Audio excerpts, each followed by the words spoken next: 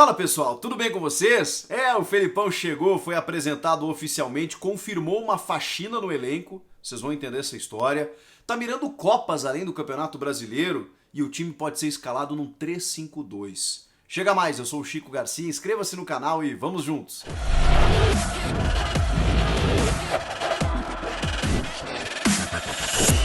Luiz Felipe Scolari, devidamente apresentado oficialmente na sua quarta passagem como técnico do Grêmio. E, cara, eu vou dizer um negócio pra vocês. O Felipão, ele é um símbolo do Grêmio. Ele é uma entidade do futebol brasileiro, do futebol mundial. Só 20 técnicos são campeões do mundo. Entre eles, o Felipão. Esse cara merece todo o nosso respeito, máximo respeito por toda a história dele. É um dos maiores técnicos da história do futebol, por tudo que ele fez em diversos continentes. E aqui no Brasil, ele é um técnico altamente vitorioso. Ele ganhou tudo aqui. Não ganhou o Mundial de Clubes, mas ganhou o Mundial pela seleção brasileira. Só isso, né? É a nossa última conquista, nosso último título. Mas eu não estou aqui para passar o currículo do Felipão, porque esse vocês já conhecem. O que eu quero passar para vocês é qual foi o meu sentimento, a minha sensação ao vê-lo ali, dando entrevista como treinador aos 72 anos, com aquela vitalidade juvenil, como disse o vice de futebol Marcos Herrmann, quando eles conversaram ainda na negociação.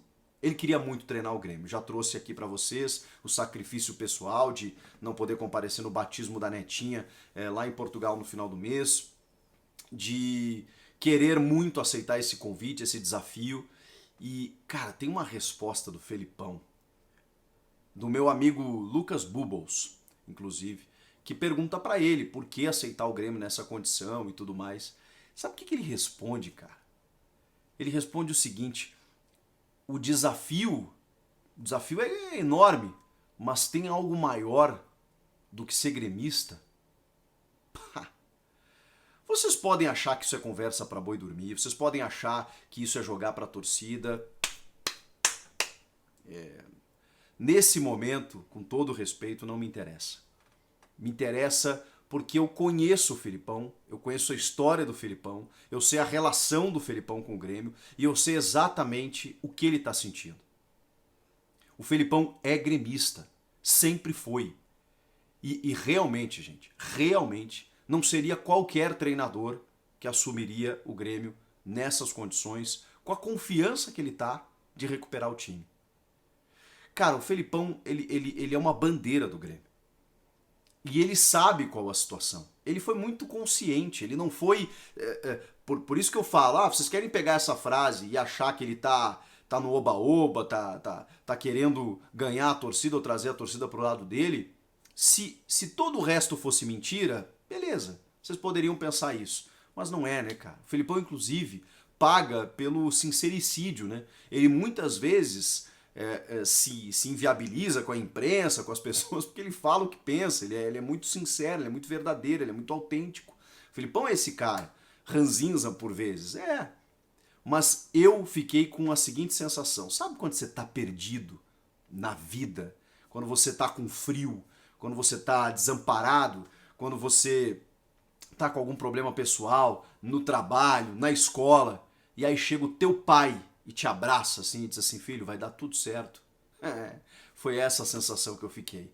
Cara, foi uma palavra amiga, uma palavra acolhedora, uma palavra tranquila, de um cara que conhece o clube, de que tem a manha do vestiário, de que sabe o que fazer. Então eu fiquei assim ouvindo e falei, cara, eu fiquei mais tranquilo ouvindo o Felipão.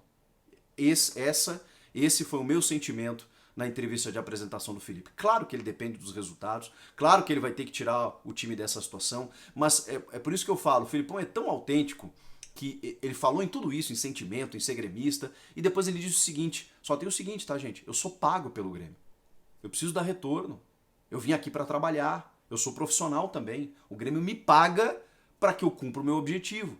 Então não é apenas o lúdico, não é apenas o emocional, é trabalho também. O Felipão sabe disso. Só que ele vai unir o trabalho com essa situação que a gente não pode desconsiderar, que tem muito a ver com a presença dele nesse momento. que é a relação que ele tem com o clube, que é a referência que ele é para esses jogadores, para o torcedor nesse momento tão difícil. A gente não pode desconsiderar isso, e nem deve, porque isso vai ajudar sim no processo. Os caras vão olhar e vão dizer, cara, quando o Felipe fala, ele sabe o que ele está falando.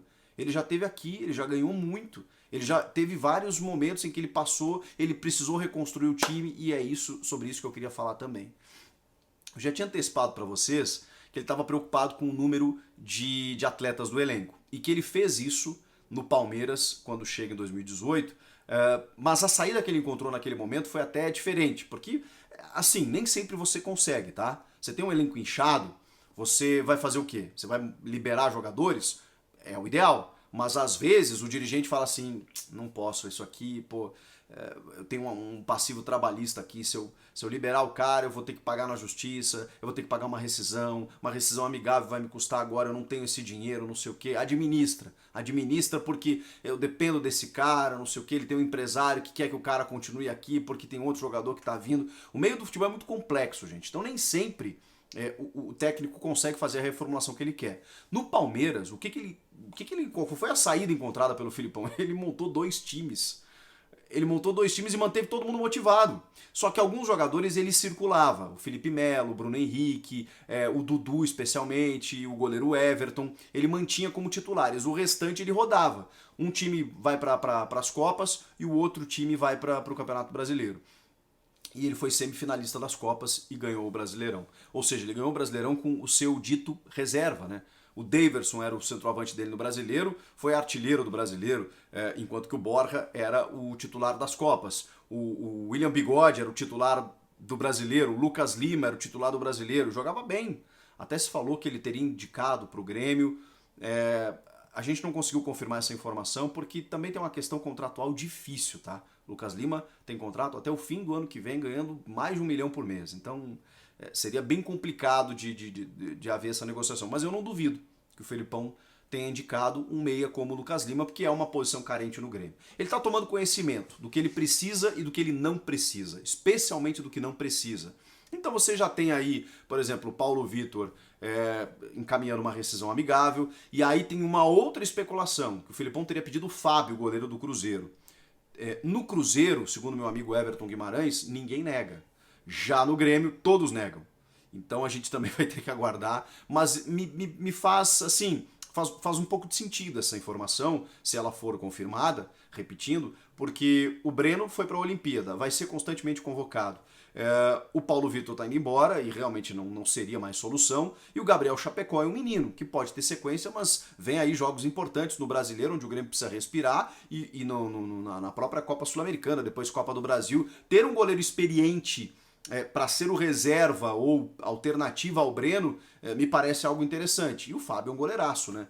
Que está no Cruzeiro lá, nas agruras do Cruzeiro na Série B. E de repente, né, a gente não sabe. Mas enfim, isso é um outro momento, é um outro papo. O Felipão tá fazendo essa reformulação. E na entrevista ele deixou muito claro. Quando ele fala, eu vi que nós temos 40 a 44 jogadores. Não tem como trabalhar com um elenco assim. Ele quer trabalhar com 28 a 30 atletas, que é o ideal. Ele falou claramente, não tem como fazer o mesmo trabalho para mais de 40 atletas. Porque você não consegue. Você não vai botar todo mundo para jogar. Você não vai conseguir fazer os treinamentos adequados com a intensidade necessária, mantendo 40 caras motivados e fazendo o esquema tático e o desenvolvimento da metodologia de jogo para mais de 40 jogadores. Se você vai botar 11 em campo, tem as substituições ali, você vai ter algumas alternativas, mas mais de 40?